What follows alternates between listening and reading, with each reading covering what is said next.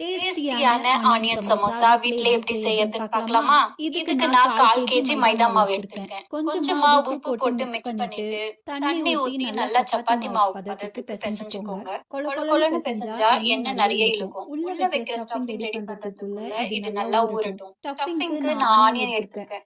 ஆனியனை நல்லா மெலிசா கட் பண்ணிக்கலாம். இது கூட 3 பச்சை மிளகாய் எடுத்துக்கிறேன். கொஞ்சமா கொத்தமல்லி, கருவேப்பிலை எல்லாத்தையும் பொடியா கட் பண்ணிக்கலாம். இதை ஒரு பவுல்ல மாத்திட்டு உப்பு மிளகாத்தூள் தேவையான அளவு போட்டு நல்லா மிக்ஸ் பண்ணிக்கலாம். இப்போ சமோசா செய்ய ரெடி பண்ணி வச்சிருந்த மாவு நல்லா ஊறிட்டு இருக்கும். அதை எடுத்து நல்லா உருட்டிட்டு கத்தி வச்சு பெரிய பெரிய உருண்டைகளா வர மாதிரி நான் கட் பண்ணி எடுத்துக்கிறேன். தவா எவ்வளவு பெருசு இருக்கோ அவ்வளவு பெருசுக்கு வர மாதிரி நல்ல பெரிய பெரிய உருண்டைகளா எடுத்துக்கலாம். இப்ப நல்லா மெலிசா தேய்ச்சுக்கலாம். ரொம்ப லைட்டா தின்னா இருக்கணும். தவால 2 பக்கமும் போட்டு லைட்டா சூடு பண்ணிக்கலாம். சப்பாத்தி மாதிரி பிரவுன் ஆக கூடாது. ஸ்கொயரா வர மாதிரி ஓரங்கள் எல்லாம் கட் பண்ணி எடுத்துடலாம்.